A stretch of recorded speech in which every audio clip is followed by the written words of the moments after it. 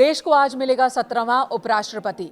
Voting चल रही है। संसद भवन में सुबह 10 बजे वोटिंग की शुरुआत हुई। 5 बजे तक वोट डाले जाएंगे। इस बीच कई राजनीतिक दलों ने मतदान से बाहर रहने का फैसला लिया, जिनमें बीजेडी शामिल है, बीआरएस शामिल है और साथ ही शिरोमणि अकाली दल भी।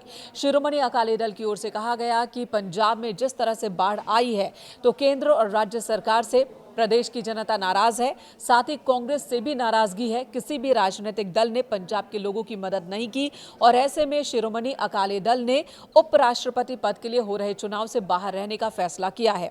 वहीं बीजेडी और बीआरएस ने पहले ही ऐलान कर दिया था कि वो उपराष्ट्रपति पद के चुनाव में हिस्सा नहीं लेंगे, यानी कि इसे प्रत्यक्ष नहीं लेकिन परोक्ष रूप से एनडीए के साथ खड़ा होना ही देखा जा रहा है। माना जा रहा है कि एनडीए का ही समर्थन इन राजनीतिक दलों ने भी कर दिया है, वोट से बाहर रहकर वोटिंग का बहिष्कार करके। वहीं ये भी कहा जा रहा है कि क्या क्रॉस वोटिंग भी हो सकती है। सबकी निगाहें इसी बात पर टिकी है कि क्या किसी सांसद की ओर से क्रॉस वोटिंग भी की जा सकती है। मुकाबला जो है वो एनडीए उम्मीदवार सीपी राधाकृष्णन और इंडिया ब्लॉक के उम्मीदवार बी सुदर्शन रेड्डी के बीच है और ऐसे में सबकी निगाहें हैं कि किससे कितने वोट मिलते हैं। एनडीए की बात करें, पलड़ा उनका भारी है और खुद एनडीए सांसदों की संख्या इतनी ज्यादा है कि उनके कैंडिडेट को आसानी से जीत मिल जाएगी। 391 का जादुई आंकड़ा है जिसे आसानी से पार करता हुआ एनडीए गठबंधन दिख रहा है। इंडिया ब्लॉक को उम्मीद है कि अंतरात्मा की आवाज पर कुछ क्रॉस वोटिंग हो सकती है और उनके पक्ष में कुछ और मतदान हो सकते हैं, कुछ और वोट आ सकते हैं। इसी बीच एक और बड़ी खबर आपको बता दूं, प्रधानमंत्री नरेंद्र मोदी ने तो वोट कास्ट किया सबसे पहले। उसके बाद पूर्व प्रधानमंत्री देवेगौड़ा पहुंचे और वो व्हील चेयर पर बैठकर वोट डालने पहुंचे हैं। इस इलेक्शन में निर्दलीय सांसद सरबजीत सिंह खालसा और अमृतपाल ने भी वोट करने से इनकार कर दिया। निर्दलीय सांसदों पर खासकर विपक्षी गठबंधन की नजर ज्यादा थी कि वो विपक्ष के कैंडिडेट को समर्थन दे देंगे, लेकिन ऐसा हुआ नहीं। इन दोनों सांसदों ने भी, सरबजीत सिंह खालसा और अमृतपाल ने, वोट से इनकार कर दिया है।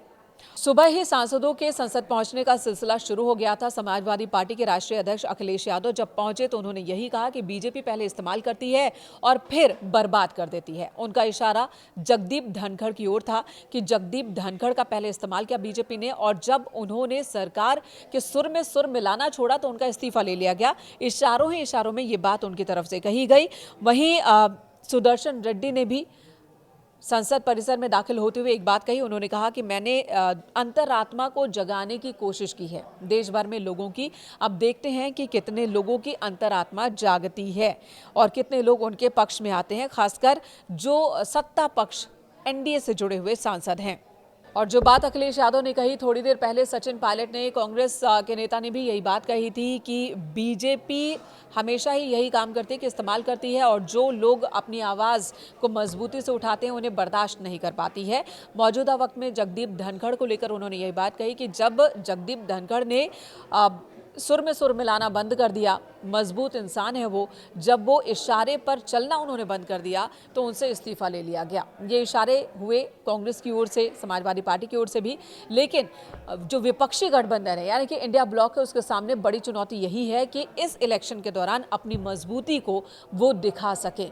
क्या जो आगे का राजनीतिक समीकरण है वो क्या कहता है, ये बहुत हद तक आज के चुनाव के जब नतीजे सामने आएंगे उससे क्लियर हो जाएगा। पूरा देश ये देख रहा है और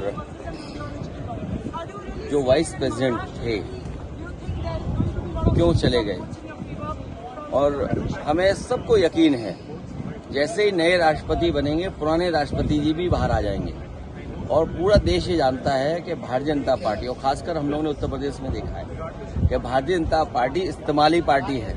पहले इस्तेमाल करो फिर बर्बाद करो। आज होना है जैसे मैंने कहा, उपराष्ट्रपति पद पर चुनाव क्यों हो रहा है?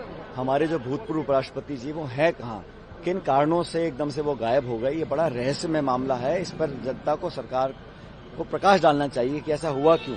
बड़े बेबाक हैं वो, मैं बहुत लंबे समय से उनको जानता हूं, लेकिन इस प्रकार से जो बेवजह ये उपचुनाव हो रहा है, ये क्यों हो रहा है? हमारे जो उम्मीदवार हैं रेड्डी साहब, वो बड़े मजबूत हैं और मुझे लगता है कि बहुत मशक्कत करनी पड़ रही है एनडीए को अपना बहुमत साबित करने के लिए। हम उम्मीद करते हैं कि जो नतीजे आएंगे वो हमारे पक्ष में आएंगे।